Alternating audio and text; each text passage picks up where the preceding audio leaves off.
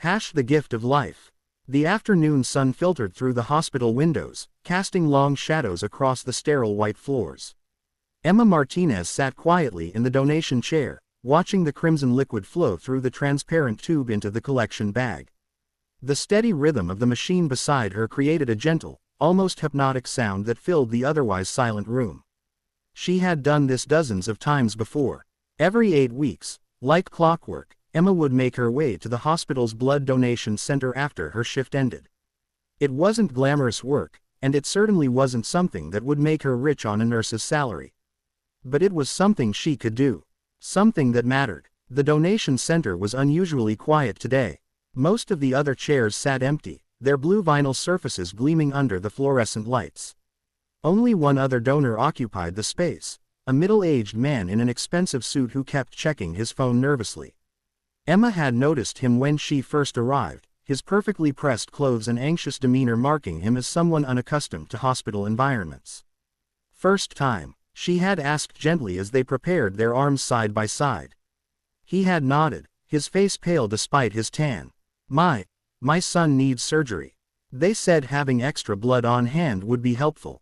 Same type as mine." His voice carried the weight of worry that only a parent could understand. Emma had smiled warmly. "You're doing the right thing. It'll help more than just your son, you know. These donations go to whoever needs them most." Now, as she watched her own blood flow into the collection bag, Emma thought about all the lives that might be touched by this simple act. She imagined parents holding their children's hands in operating rooms, accident victims getting second chances, elderly patients fighting their final battles with dignity. Each donation was a thread in an invisible web of human connection, linking strangers across the city in ways they would never know. The machine beside her slowed, then stopped with a gentle chime. The technician, a cheerful woman named Rosa, approached with practiced efficiency. "All done, sweetheart," Rosa said, carefully sealing the blood bag and labeling it with Emma's information. "Your hemoglobin levels look great today.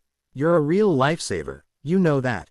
Emma smiled as Rosa applied pressure to the needle site and taped a cotton ball over the small wound. "Just doing my part." As Emma gathered her things and prepared to leave, she noticed the man in the suit was finishing up as well. His hands shook slightly as he buttoned his shirt, and his face still held that peculiar pallor of someone who had just given blood for the first time. "You okay?" Emma asked, genuinely concerned. He looked up, seemingly surprised by her attention. "Yes, I think so. This whole situation is overwhelming. My son David is only 7. He's having heart surgery next week, and I keep thinking about everything that could go wrong." Emma's heart tightened with empathy. She had seen countless families navigate medical crises during her years as a nurse, and the fear in a parent's eyes never got easier to witness. "Children are incredibly resilient," she said softly. "And pediatric cardiac surgery has come so far. Your son is lucky to have you fighting for him." The man's eyes glistened slightly. "I'm Michael, by the way. Michael Harrison. And thank you for saying that. I've been trying to stay strong for David, but some days it's hard to breathe," Emma finished for him. "I'm Emma, and what you're feeling is completely normal. Love makes us vulnerable, especially when it comes to our children." They walked toward the exit together, moving slowly as their bodies adjusted to the blood donation.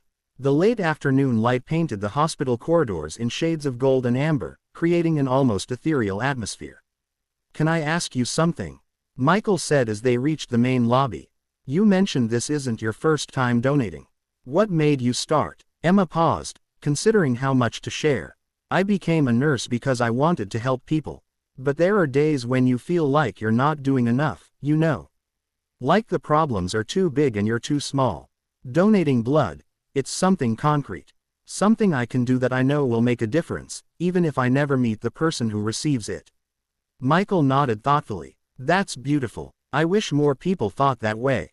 They stood in comfortable silence for a moment, watching the busy hospital life flow around them. Visitors clutched flowers and balloons, medical staff moved with purposeful strides, and somewhere in the building, lives were being saved and changed forever. "I should get going," Michael said finally. "I need to pick David up from my mother's house. We have a pre-surgery appointment tomorrow morning." "I'll keep you both in my thoughts," Emma said sincerely. Michael reached into his jacket pocket and pulled out a business card. "I know this might sound strange, but I'd like to stay in touch. If that's okay with you.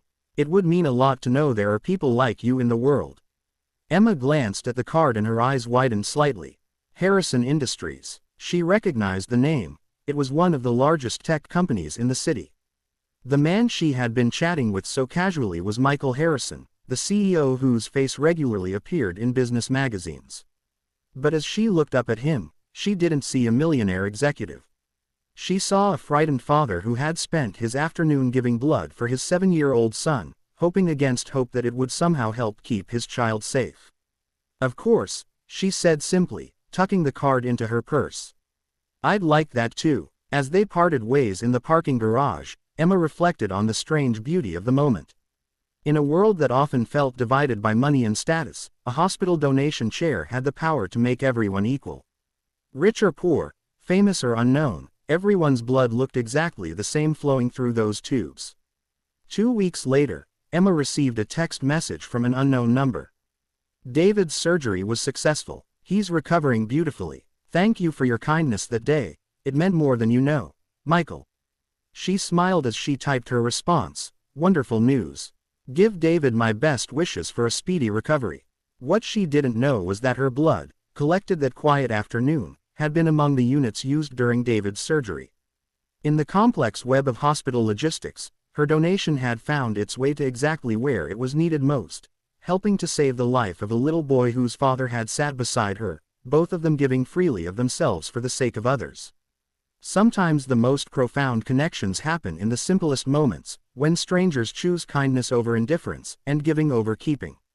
In those moments, the distance between hearts grows smaller, and the world becomes a little more beautiful.